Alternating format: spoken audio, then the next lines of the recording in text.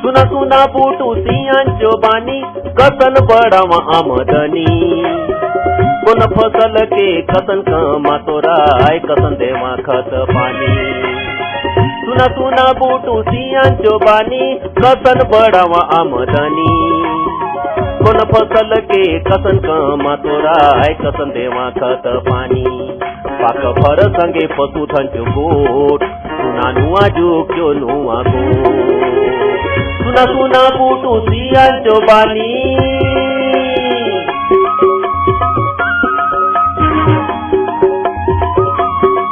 सपाय किसान भाई बहन मन के मैं बलबीर सिंह कच्छ बूटू सियान करे से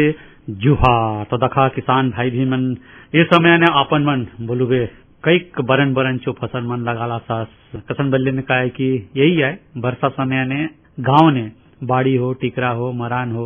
गभार हो बल्ले ने कोनी ताने छांडुकलाय नहीं हुए कसन बल्ले कहा कि यही समय ले आमी साल भर का जे कमानी करूं से असन तो सुविधा हो तो कारण ने कई किसान भाई बहन मन पानी जैसे लोग सुविधा से उनमन 12 महीना कमानी कर सोत मंतर जोन किसान भाई मन लगे पानी चो सुविधा नहीं है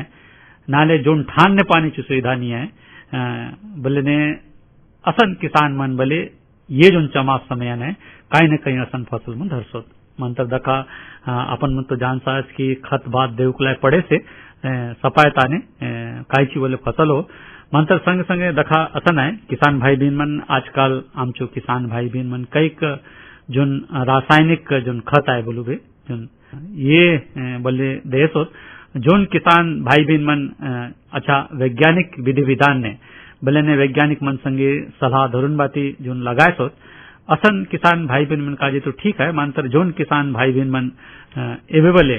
काहे कि ये लगा तो जोन तरीका है बल्ले ने कौन भूई ने कितलो भूई ने कौन फसल ने कौन साग भाजी ने कौन खत के कितलो लगात रहा है ये सब जो जानकारी आमके किसान भाई बहन मन के जानूर लेने फसल के भाई नुकसान हो रुकला नहीं सके और आमके बल्ले नंगत आगर फसल में रुकला सके दे तो यही सब गोड बात मैं कर ले से बल्ले ने कहा कि आमचो फसल ने उर्वरक प्रबंधन बल्ले ने खत देतो बीती जोन प्रबंधन है बल्ले कितलो कसन देतर है जैसन कि मैं बल्ले ये सपाय गोड बात आमके सांसद डॉक्टर बिंदिया पैकरा ये मनात कृषि विज्ञान केंद्र कोंडा गांव चो वैज्ञानिक और सुनो और जानू। सभी किसान भाइयों को मेरा नमस्कार। मैं डॉक्टर बिंदिया पैकरा प्रक्षेत्र प्रबंधक कृषि विज्ञान केंद्र कोंडा गांव से बोल रही हूँ। आज मैं आप लोग से अगस्त महीना में जो कृषि क्रियाएं करते हैं हम और किसान भाई लोग तो जानते ही हैं लंबे समय से कृषि क्रियाएं करते आ रहे हैं तो आप लोग को ये सब के बारे में जो प्रैक्टिकल नॉलेज बोलते हैं वो बहुत ज्यादा है लेकिन फिर भी जो अगस्त महीना में जो कृषि से संबंधित कृषि क्रियाएं करते हैं आप लोगों को मैं बताना चाहूंगी कि जो फसल प्रबंधन में उर्वरक प्रबंधन है अगर हम उर्वरक प्रबंधन अच्छे से नहीं करते हैं तो हमारा जो उत्पादन है फसल का वो बहुत प्रभावित होता है और आज बढ़ती जनसंख्या को देखते हुए सभी किसान भाई अपना जो उत्पादन को बढ़ाने के लिए अंधाधुंध तरीके से रासायनिक उर्वरक का प्रयोग कर रहे हैं लेकिन अपना मिट्टी की उर्वरता को ध्यान में रखते हुए सभी किसान भाइयों को बताना चाहूंगी कि रासायनिक उर्वरक का प्रयोग अंधाधुंध तरीके से न करें और उसको संतुलित मात्रा में दें। हो सके तो सभी किसान भाई से आग्रह है कि अपनी मिट्टी का परीक्षण अवश्य करवाएं जिससे मिट्टी में कितनी मात्रा में उर्वरक की आवश्यकता है मिट्टी को उसका पता चल सके। मिट्टी का परीक्षण करने से फसल उत्पादन में उर्वरक प्रबंधन का उर्वरक की जो मांग है तो हमारे खेत को उसका पता चलता है। तो किसान भाई कब और कैसे कितनी मात्रा में हमको उर्वरक देना है इसी को हम लोग उर्वरक प्रबंधन कहते हैं सरल भाषा में। आप सभी को अवगत कराना चाहूंगी कि जो खरीफ फसल है खाद्यान्न वाली फसलें हैं अनाज वाली फसलें जिसमें धान, मक्का विशेषकर खरीफ फसल में उगाते हैं, और दलहनी फसलें हैं जिसमें उड़द, अरहर ज्यादातर उगाते हैं, और तिलहनी फसलें में मूंगफली उगाते हैं। जनरली सब हम सभी किसान भाई आप लोग मुख्य फसल को ज्यादा ध्यान देते हैं, जैसे कि मक्का को, धान को। जो हमारे पास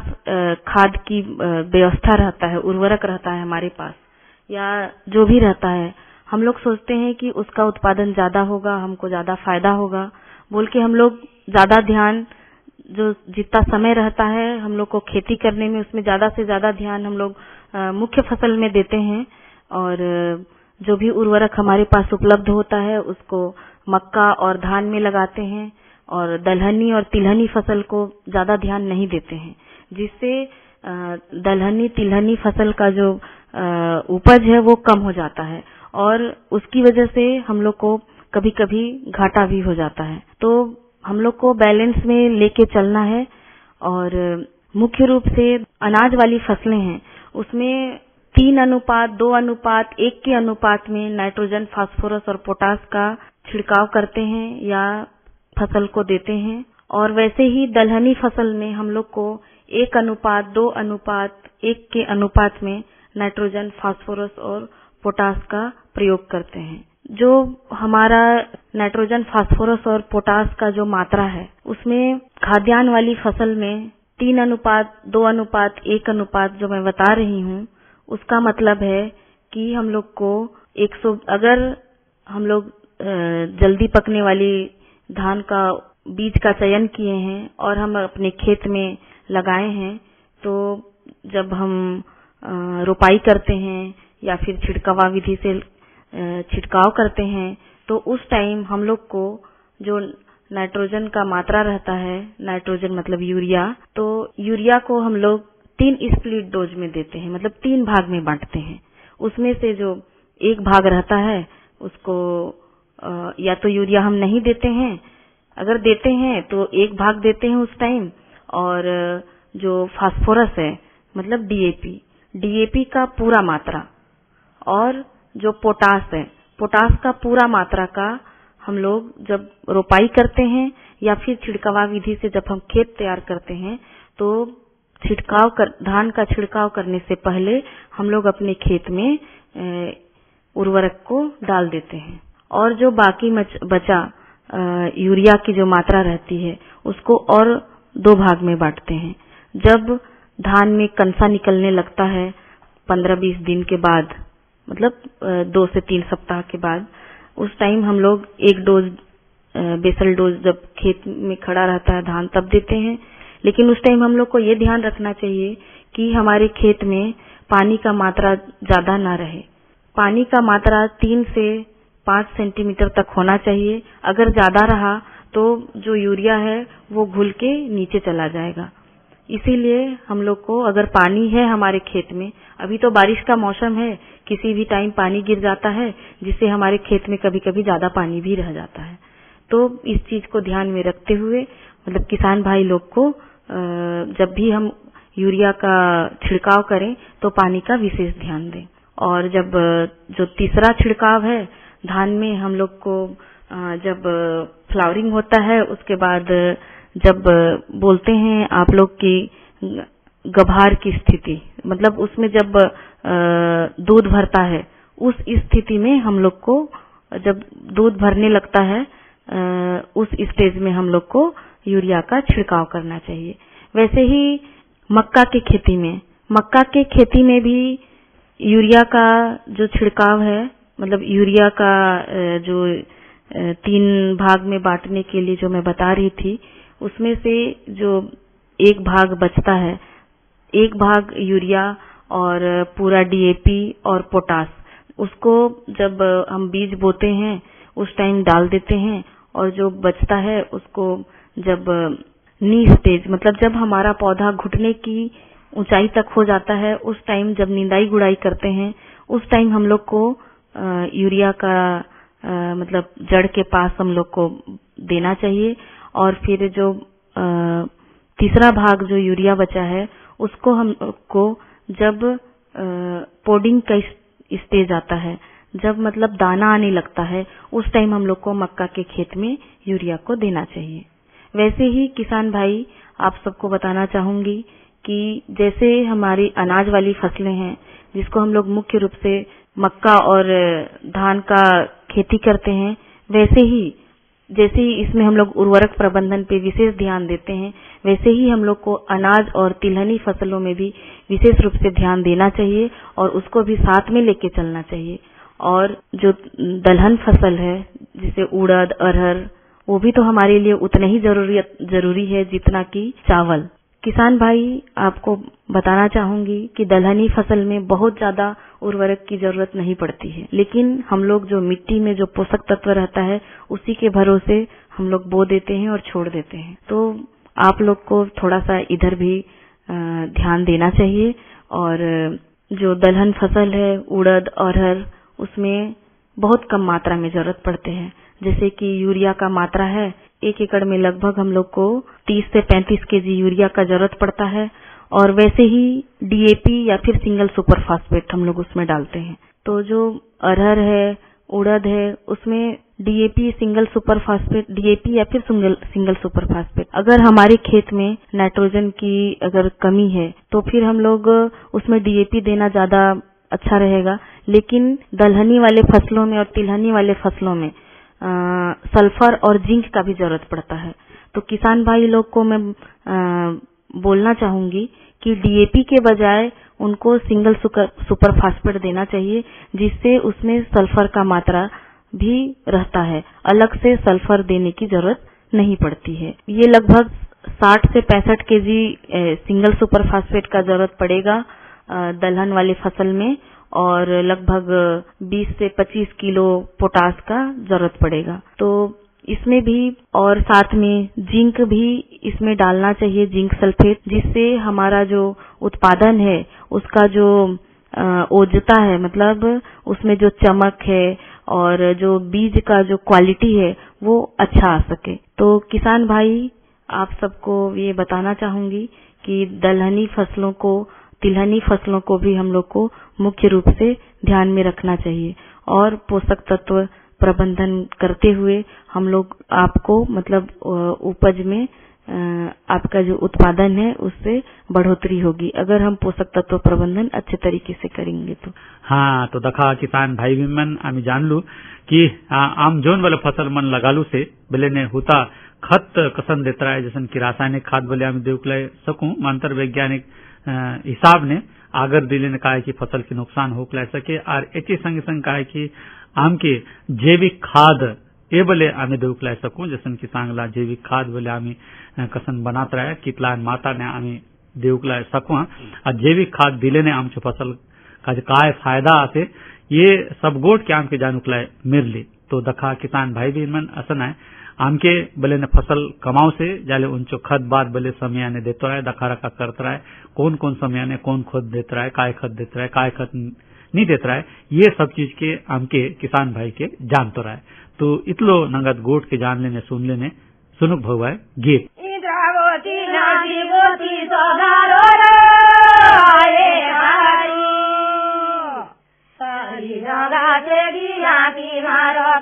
सारी डोंगा तेरी आंधी मारो मिले की माना को खाना डाले घाटो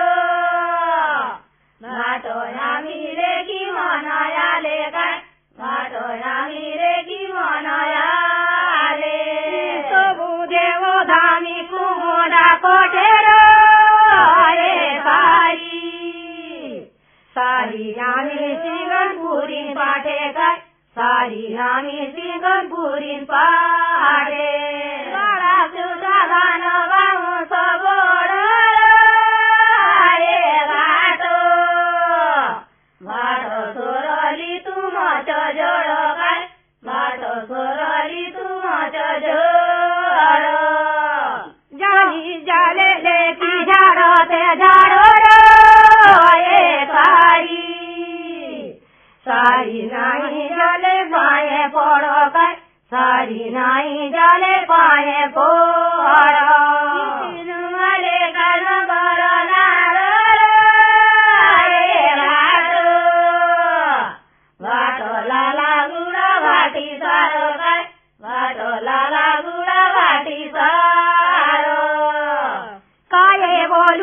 लगी तारा पधेर ये सारी चरा की न जाते देख सारी चरा की न जाते दे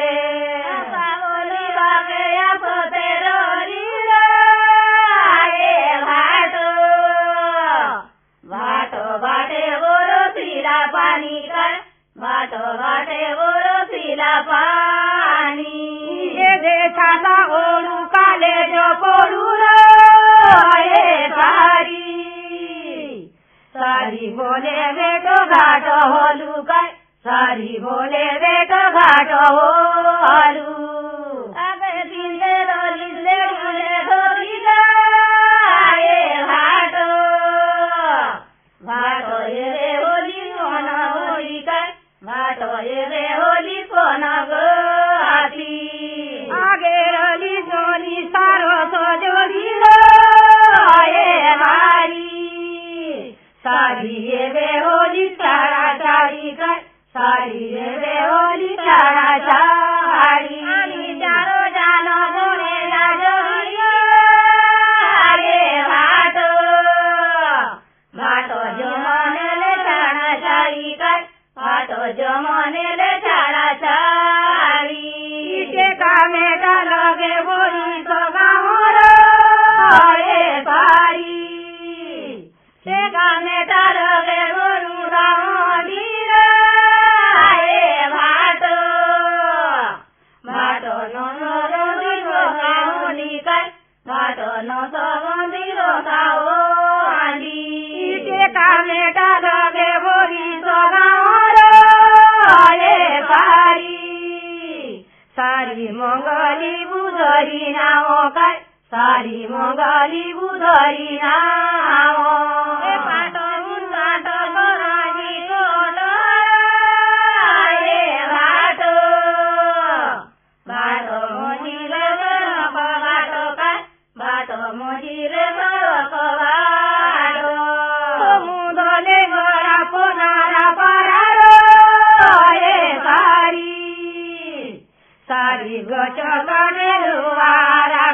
सारी गोचो काटे लोहारा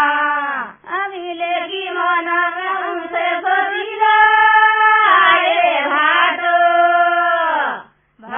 रो क्या करो बुंदा गोती कर भाटो रो क्या करो बुंदा गोती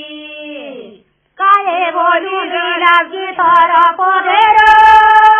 ये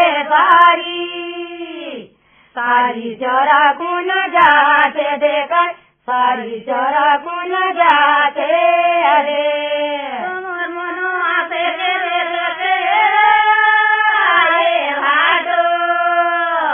भाटो यामर मनो आते ये देकर भाटो यामर मनो आते ये रे समाते लालोंगी दे रोने का नारे ये सारी मोया काजे झिका टाना कर सारी मोया काजे झिका टाना ना जाऊरो पुरोना राउरो ये भाटो टुबुरो टाबू कर भाटो टुबुरो टाबू। हाँ, तो दखा किसान भाई बिन मन बल्ले आमी इस समय ने जोन किसान भाई बिन मन फसल लगाला से कमाए सोत लगाए सोत खद बात जोन लगाए सोत नाले निबल लगाला से नाल लगा तो विचार बर करला से ये सपाए किसान भाई बिन मन का जे नंगत गोटुक जानतो असन गोट रली असन तरीका ने आम के खद बात के दिलों ने आम जो जोन फसल आए नंगत होकला सके नुकसान नी भय और आगर खर्चा ले आमी बाचुक लाए सकवा कसन बल्ले का कि सब खत बाद बोले गोटुक सम्या हो गोटुक बतर है हुन सम्या ने दिलेन का कि उन फसल के अच्छा नगद बल बपू मेरे से अच्छा बाढ़े से और उनचो जोन फूल आए फल आए जोन वाल फसल आए देतो बीती उन नगद होए और आगर होए तो दखा इतलो नगद गोट के आमी जान लू और सुन लू तो नुआ जुगचो नुआ गोट सुन तो सपाए किसान भाई बहन मन के मैं बलबीर सिंह कच्छ बूटू सियान करें से जुहार।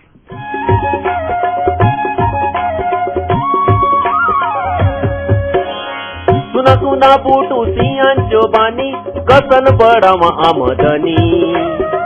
कोन फसल के कसन कमा तोराय कसन देवा खत पानी